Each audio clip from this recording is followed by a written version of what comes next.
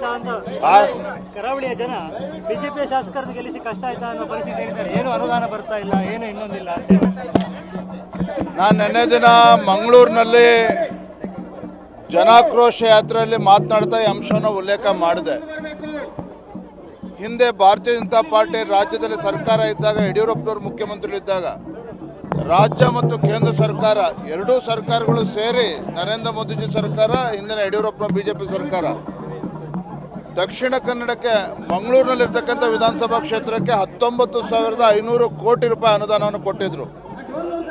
ಆದರೆ ಈ ಸರ್ಕಾರ ಬಂದಮೇಲೆ, ಸಿದ್ದರಾಮಯ್ಯ ಸರ್ಕಾರ ಬಂದಮೇಲೆ ಅನುದಾನವೂ ಇಲ್ಲ. ಮತ್ತೊಂದು ಕಡೆ ರಾಜ್ಯದ ಮುಖ್ಯಮಂತ್ರಿಗಳು ದಕ್ಷಿಣ ಕನ್ನಡಕ್ಕೆ ಬರೋದೂ ಇಲ್ಲ. ಈ ರೀತಿ ಒಂದು ತಾರತಮ್ಯ ಇವತ್ತು ನಡೀತಾ ಇದೆ. ದಕ್ಷಿಣ ಕನ್ನಡ ಅಷ್ಟೇ ಅಲ್ಲ, ರಾಜ್ಯದ ಯಾವುದೇ ವಿಧಾನಸಭಾ ಕ್ಷೇತ್ರಗಳಿಗೆ ಅನುದಾನವನ್ನು ಕೊಡ್ತಾ ಇಲ್ಲ. ಇದು ದುರಂತ. ನಾನು ಬಹುಶಃ ಸಿದ್ದರಾಮಯ್ಯನವರು ಬೆಂಗಳೂರಿನ ಮುಖ್ಯಮಂತ್ರಿಗಳು, ರಾಜ್ಯದ ಮುಖ್ಯಮಂತ್ರಿಗಳು ಅಂತೇಳಿ ಜನ ಪ್ರಶ್ನೆ ಮಾಡ್ತಾ ಇದ್ದಾರೆ.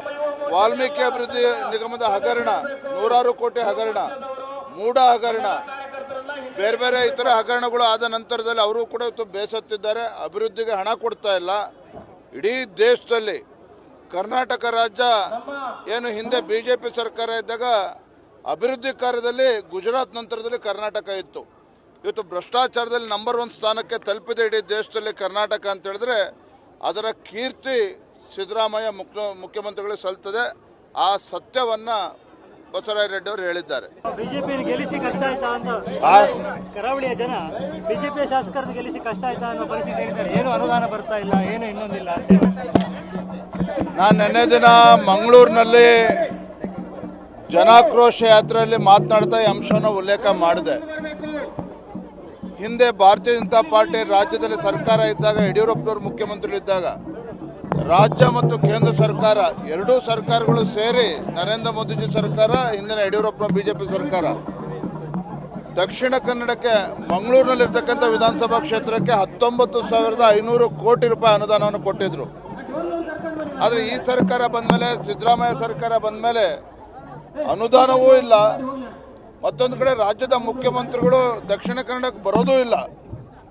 ಈ ರೀತಿ ಒಂದು ತಾರತಮ್ಯ ಇವತ್ತು ನಡೀತಾ ಇದೆ. ದಕ್ಷಿಣ ಕನ್ನಡ ಅಷ್ಟೇ ಅಲ್ಲ, ರಾಜ್ಯದ ಯಾವುದೇ ವಿಧಾನಸಭಾ ಕ್ಷೇತ್ರಗಳಿಗೆ ಅನುದಾನವನ್ನು ಕೊಡ್ತಾ ಇಲ್ಲ. ಇದು ದುರಂತ.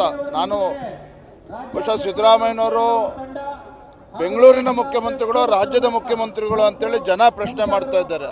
ವಾಲ್ಮೀಕಿ ಅಭಿವೃದ್ಧಿ ನಿಗಮದ ಹಗರಣ, 100 ಕೋಟಿ ಹಗರಣ, ಮೂಡ ಹಗರಣ, ಬೇರೆ ಬೇರೆ ಇತರ ಹಗರಣಗಳು ಆದ ನಂತರದಲ್ಲಿ ಅವರು ಕೂಡ ಇವತ್ತು ಬೇಸತ್ತಿದ್ದಾರೆ. ಅಭಿವೃದ್ಧಿಗೆ ಹಣ ಕೊಡ್ತಾ ಇಲ್ಲ.